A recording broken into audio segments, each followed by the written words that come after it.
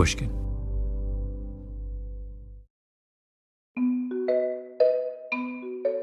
Hello, Revisionist History listeners. Malcolm here. Today we have a special guest in the house, Rachel Botsman. Rachel is a lecturer at Oxford University and a world-renowned expert on the topic of trust. And importantly, not most importantly, but importantly, she's the author of a new Pushkin audiobook, How to Trust and Be Trusted. After more than 15 years teaching trust to CEOs, entrepreneurs, world leaders, and all kinds of students, she's now sharing these powerful lessons with you in her new audiobook. You're going to get a chance to hear one of her lessons from that audiobook in just a moment. But first, I want to speak with the woman herself. Rachel Botsman, welcome to Revisionist History. Tell me a little bit about your interest in trust. How did you come to this subject? It's a funny subject to study because it's really intangible, trust. But it came from a fascination in human connection. So I've always been interested in why we're attracted to some people and we repel from others. I've always been interested in what holds groups and teams and society together. And the force, the social glue, is trust. And what I realized is that in the field of trust, you sort of have people who study like sales and negotiation. So essentially, how do you manipulate trust to get something from someone? Or you have the other end, which is like the Esther Perel end, which is like the therapist. Mm-hmm. Let's repair trust when it breaks down. And there wasn't a lot in between, which I found fascinating. Yeah. And you were drawn to this because is this something we do naturally and well, or something that we're bad at? It's a good question. We do, most of us trust naturally. It's a very intuitive thing. Most of us do it badly because we rely on intuition and not information. And especially in high stakes situations or high risk situations, we're not really taught how to trust well, how to give our trust to the right people and products and information, which is a big one. And everything about our society and technology now is speeding up those decisions. So our trust making is getting worse, not better. What would be some of the sort of most common mistakes we make when we're trying to kind of make a trust evaluation? Well, speed is the enemy of trust. So Yeah. Making it too quickly or under pressure is a really big one. So most big decisions we have to make because we've got to hire someone or whatever that might be. So that's number one. The second is intuition over information. So I still believe in trusting your gut, but what is information? There's a lot of evidence around charisma and confidence overweighting capability. And I think we're seeing that play out in sort of leaders that are getting elected. So those that seem like bold and disruptive versus steady and capable, or maybe even bland, that really influences trust. They'd be my top three. Yeah. I'm reminded of years ago, I read this study of student evaluations of professors and how the evaluation a student makes after 5 seconds is the same as their evaluation they make at the end of the term. And they're clearly not making a reasoned decision about whether they, whether this teacher is good or whether they should trust this information, or they never get beyond the initial question of, do I like this person? The snap judgment. Yeah, the snap judgment. They never transcend the snap judgment. And sometimes it's not even it's, does this person feel familiar? They can't even get beyond that. And it's the person that feels strange or unfamiliar that sometimes we just can't or choose not to trust. And that's a real problem. Yeah. You spend a lot of time on the question of transparency. Can you talk a little bit about what do we gain from adding transparency into these? And what do you mean by transparency in this context? Or what do we lose as well? What do we lose? Yes. I think it's one of the biggest myths around trust that needs blowing up. So, transparency, I always think of disclosing information, right? So disclosing lots of information so you understand why something is happening, or good transparency is understanding the context behind a decision. So why did you choose to do that thing? But transparency in practice can feel like surveillance. So if you think about transparency, you're trying to get visibility into something. You're trying to understand where someone is by tracking them maybe on their phones. You're trying to understand what they're up to and what they're doing. And that is the very opposite of trust. So the way I define trust is a confident relationship with the unknown. Mm. So if you think, Malcolm, of people in your life, your professional or your personal life that you deeply trust, you don't need to know where they are. You don't need to know what they're up to. It's that visibility is a form of control. And that control can be a sign of lack of trust.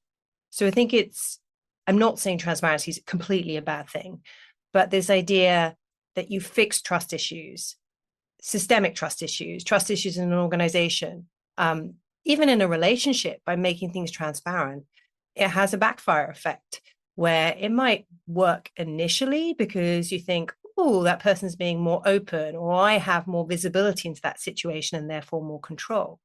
But over time, it actually leads to less trust. Mm-hmm.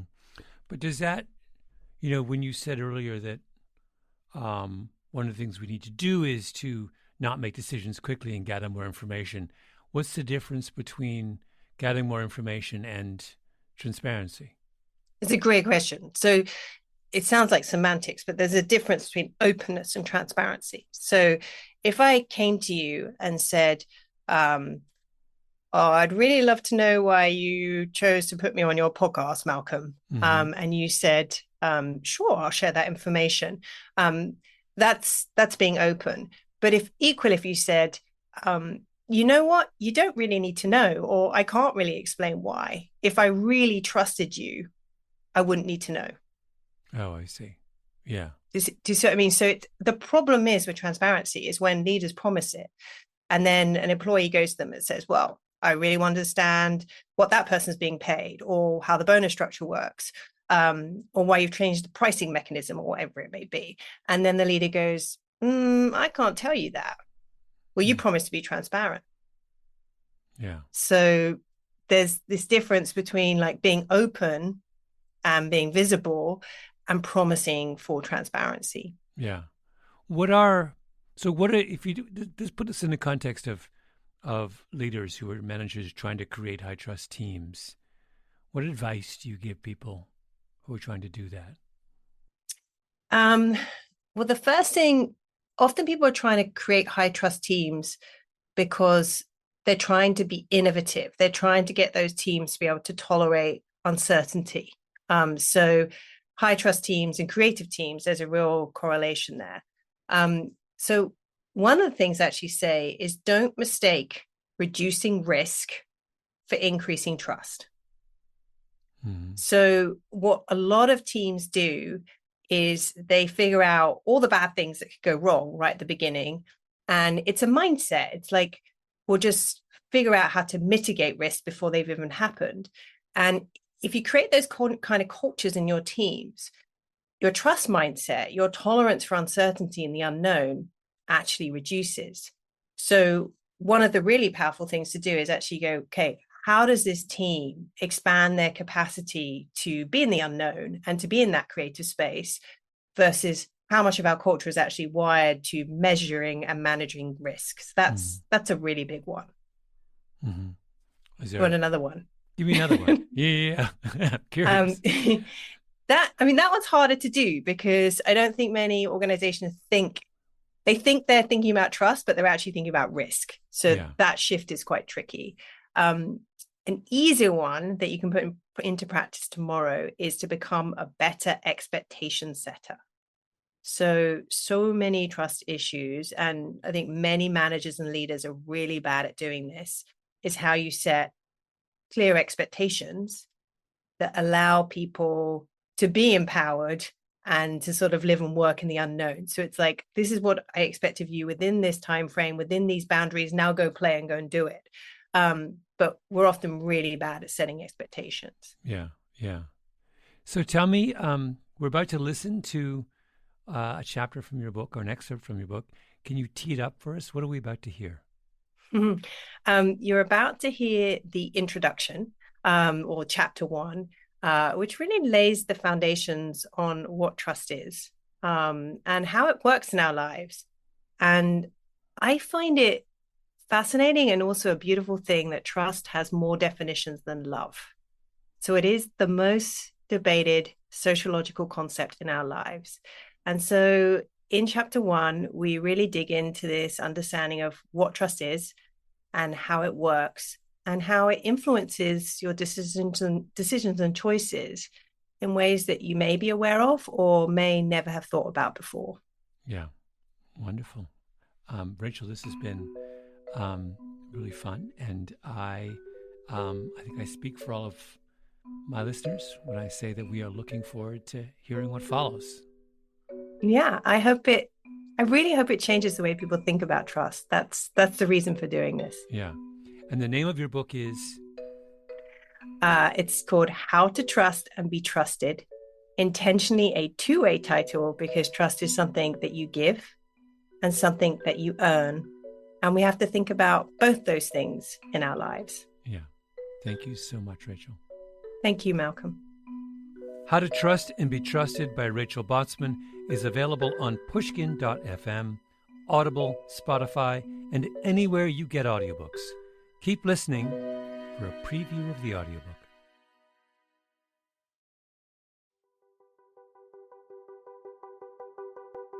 Chapter 1: How to Give Your Trust to the Right People. Have you ever trusted the wrong person? In this chapter, I'm going to teach you a really important workplace skill: how to give your trust to the right people. Because we can all learn how to make better trust decisions. I know firsthand about bad trust decisions because when I was 5 years old, my parents put their trust in the wrong person: a nanny.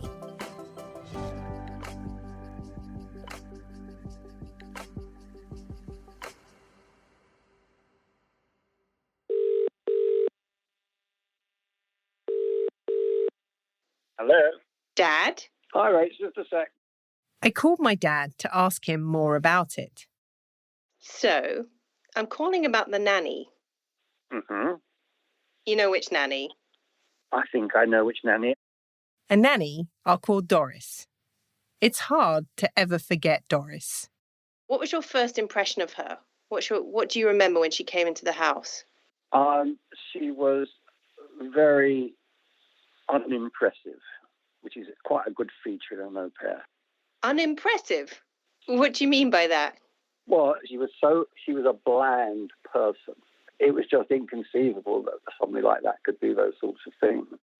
Oh yes, bland old Doris got up to all sorts of things. The nanny my parents trusted to take care of me and my brother turned out to be very untrustworthy indeed. She forged my dad's signature to get a loan for a car. She stole from us in the most brazen ways. And she was even running a drugs ring. Really. Deciding whom to trust can be pretty complicated. Okay, so not everyone has put their trust in a drug-dealing nanny. However, we all know how bad it feels to make a poor trust decision. But I want you to be able to make good trust decisions because being able to trust people is a positive thing and it will make you better at your job. So I'm going to tell you why we sometimes trust the wrong people, like Dodgy Doris, and I'll teach you how you can fix this problem. So let's start by unpacking what trust actually is. It's a word we use a lot in our lives, but if I asked you to write down one word to describe trust, what would it be? Maybe you're jotting down confidence, faith, or perhaps risk. Some people think of trust as a state, or as an outcome, or a feeling. But trust is a belief. It's your belief about how someone will behave or how something will turn out. To go back to my definition of trust, it's a confident relationship with the unknown. So what does that mean in the workplace? Let me give you an example. Trust is a belief that when someone is working from home and you can't see what they're up to, they will behave in a way that you expect. They can be trusted to be productive and not let you down. If you need to know exactly what someone is doing and are constantly checking in and monitoring them and asking them for updates, that's not trust. It's control. Once you see trust as your belief lens, it can have a profound impact on the way you make decisions and how you behave at work. Trusting another person is complicated. There's a whole host of factors that determine when and how trust forms. For instance, how long you've known them, what is the thing you're trusting them with or for, and how bad would it really be if they let you down? Stanford Business School professor Roderick Kramer found that 8 out of 10 executives report being burned at least once because they trusted the wrong person at some point in their career. People tend to make poor trust decisions because they don't understand how trust dynamics really work. So let me give you a simple framework to help visualize how trust happens between two people.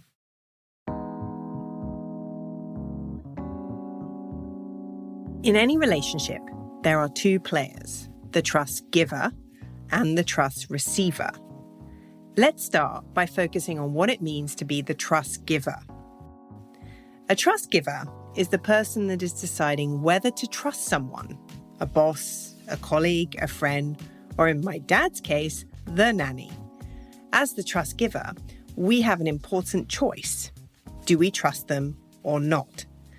What influences our choices and decisions is called a trust signal.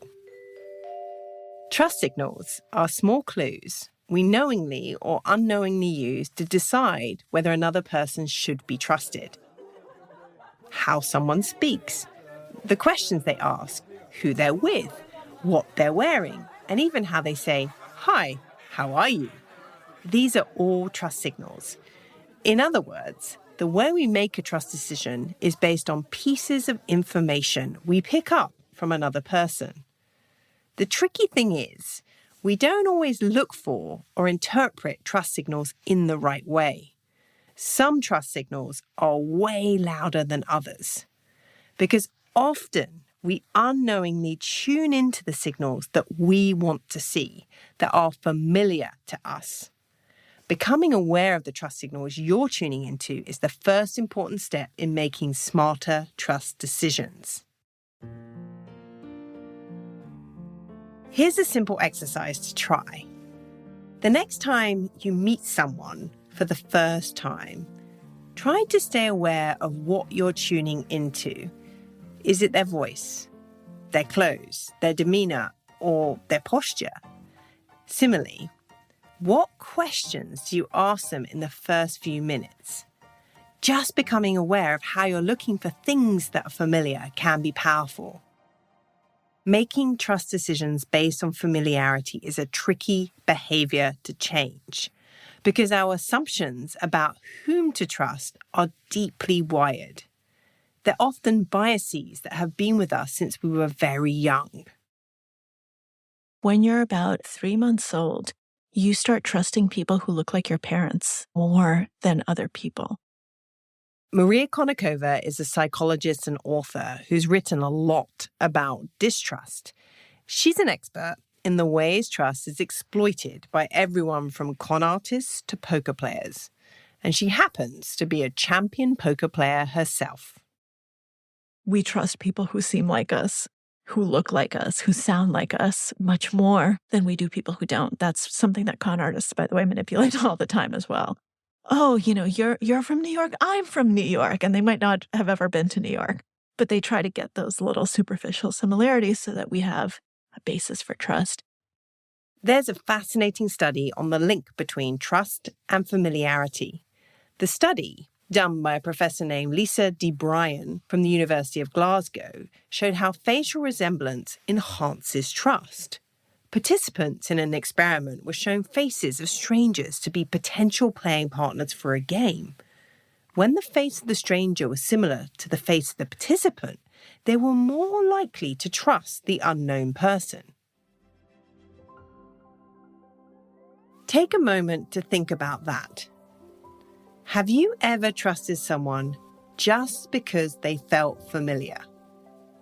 Maybe they went to the same school as you, like the same sports team, or maybe, as in the study, they even looked a bit like you. Familiar trust signals are often the loudest because of what's known as confirmation and desirability bias. We use them to confirm our own ideas about how someone or something should be, or how we want them to be. That's what happened with my parents and Doris the nanny. She showed up wearing a navy-coloured uniform, complete with a bonnet hat. She had a mop of curly hair and large steel-rimmed glasses. She even played the tambourine. I'm not joking. What a trustworthy person she must be. And even when some major red flags started popping up, my parents let the familiar trust signals override their better judgment. There was the time Doris wanted to get away for a weekend, so she said her Uncle Charlie had died and she needed to go to the funeral. My dad found out this wasn't true when he called Doris's mum to express his condolences, and Doris's mum said, "But Uncle Charlie is just fine. Doris must be confused." You can't be confused about whether Uncle Charlie is dead or not. He's either dead or he isn't. At this point, being quite quick to grasp things, I thought all was not well. But you know, even after Uncle Charlie, she came with us on a holiday to Marbella. Well, that was very convenient, yes. Even though we were only 5 and 8, my brother and I could see how Doris was, well, different when my parents were around. It was all an act. And eventually, even my dad couldn't ignore what he was seeing. At the height of suspicion, he did something he'd never done before. He searched Doris's room. He found a bag of money under her bed, quite a lot of foreign currency, and it happened to be from countries Dad had been travelling to for work. I did question her, and she told me that she'd found the money under a tree in the park. And we still didn't get rid of her. No. And when I found more money in her room, she said she'd gone back to the same tree. Same tree? I want to know where this tree is, Dad. And still, Doris stayed with us. That was until my dad's car went missing and he finally kicked her out, called the police and sat guard outside our front door with a baseball bat. I imagine the Doris saga was in part how I first took a deep interest in understanding trust. Thinking back on it, my dad told me the decision to trust Doris came down to convenience. My parents were busy people with busy jobs. It was more convenient to keep Doris than to find a different solution. It's easy to dismiss or laugh at my dad's reasoning, but haven't we all done that? Not hire a dodgy nanny, of course, but make a trust decision or continue to trust someone based on convenience.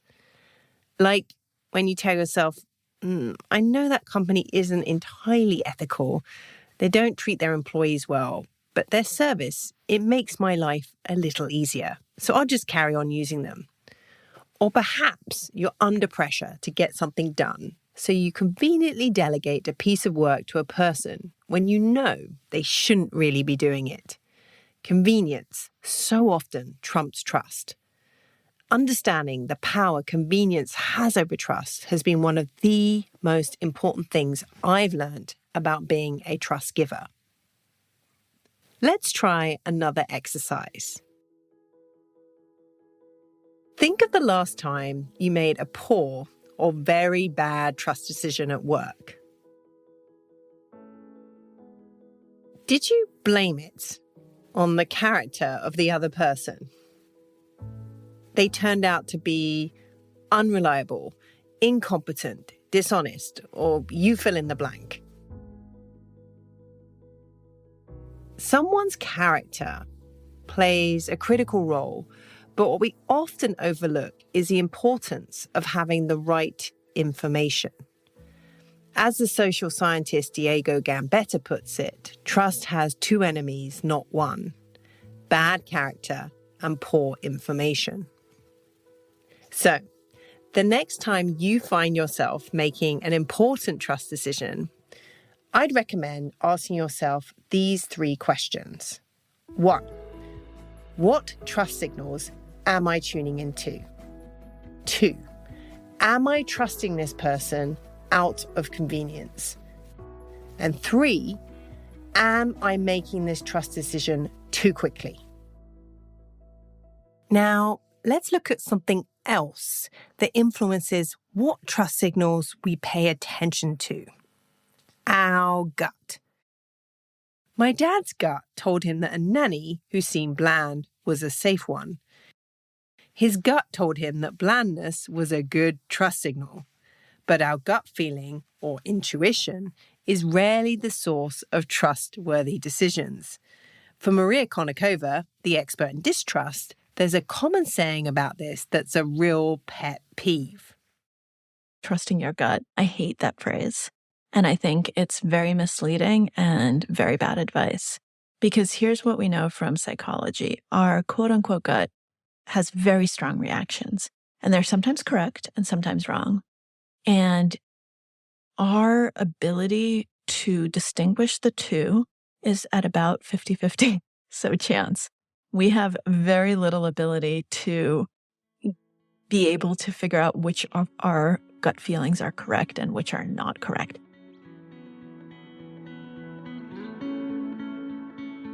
So let me share with you something from my research that has made me think differently about the role of gut feeling in giving trust. Gut feeling is not the decision maker, but a decision driver. So use your intuition, but challenge it with other information to make sure it's accurate. Here's how this might come up in your job. When you're thinking about how to have a difficult conversation with a colleague, or when you're taking a brief from a potential client and you're not entirely sure what they do. And of course, when you're hiring someone new, don't let your gut make the trust decision.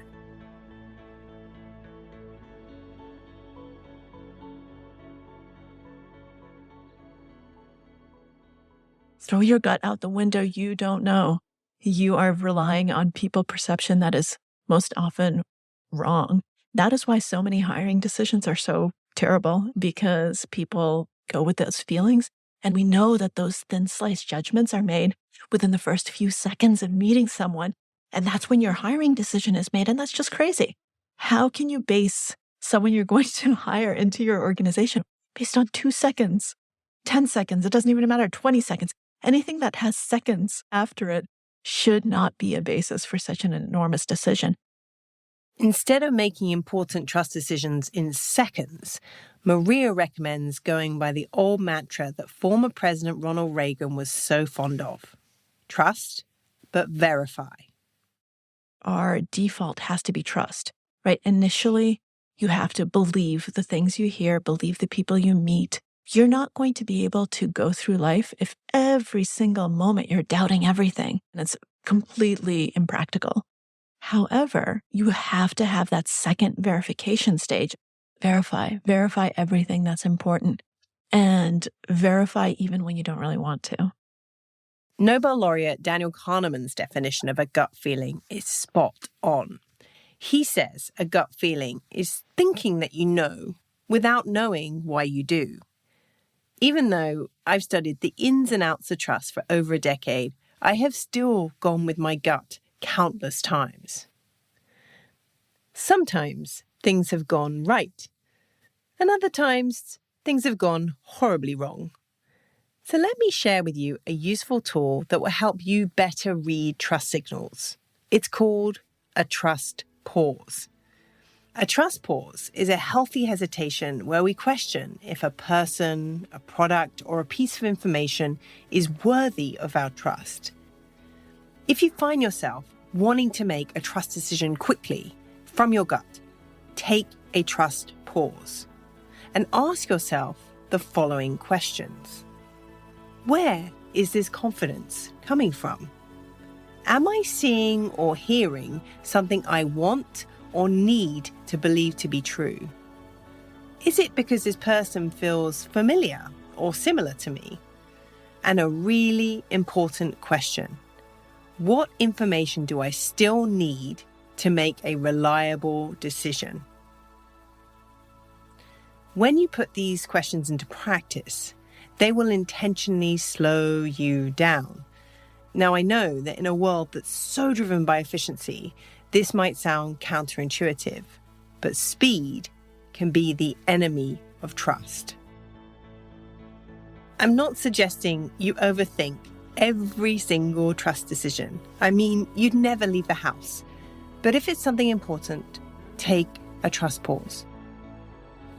For example, if you have some sensitive or confidential information to share with your boss, take a trust pause before speaking to them. If you're going for a new role in an organization, take a trust pause to speak to someone in a similar position. If you're starting an important contract with a new supplier, take a trust pause to speak to some other customers. Are you sure? Are you sure? That's at the heart of a trust pause. It might feel like you're wasting valuable time, but otherwise, you may be left wondering why you didn't pause for a bit longer before giving your trust. Because once trust has been given, it's in the other person's hands to take care of or break. My dad could have taken a trust pause with Doris, and it would have saved a lot of anguish and his Volvo. Of course, there are regrets, but after everything, it hasn't really changed my dad. He just tends to trust people. I have run my life on the basis of trusting people. And I found that generally that has worked out for me. And has that trust been abused? A bit. But I think that what I've gained from trusting people is more than if I've been constantly looking over my shoulder or not trusting people. And by and large, that worked out okay. Some people trust too much and too readily, like my dad. They have what psychologists call a high propensity to trust. They assume they won't be taken advantage of. Human beings are wired to trust. Trust is our default state. And the only reason society exists and all of our institutions exist and just the world functions is because of trust. Here's something else Maria helped me rethink. The existence of con artists like Doris actually says something very good about humanity. That may sound strange, but the only reason they succeed is because as people, for the most part, we are trusting. As the late master magician Ricky Jay once said, you wouldn't want to live in a world where you couldn't be conned, because it would mean you're living in a world where you never trusted anyone or anything. And that, to me, just gets at the heart of it. You know, the fact that I can get conned is the flip side of the fact that I believe in things, I believe in people, and that's beautiful. There's no one-size-fits-all approach to trust giving. Ultimately, trust is a choice. It's yours to give or not. So let's just recap the 4 main ideas about giving trust that you can now put into practice. 1. Be aware of the trust signals you're tuning into by remembering that we tend to trust what's familiar. 2. Recognize when you're allowing convenience to trump trust. 3. Reframe your gut feeling as a decision driver, not the decision maker. And finally, 4. Speed can be the enemy of trust. So take a trust pause to get the right information. I'm going to leave you with a question to think about as we head into chapter 2. How do you get someone else to trust you?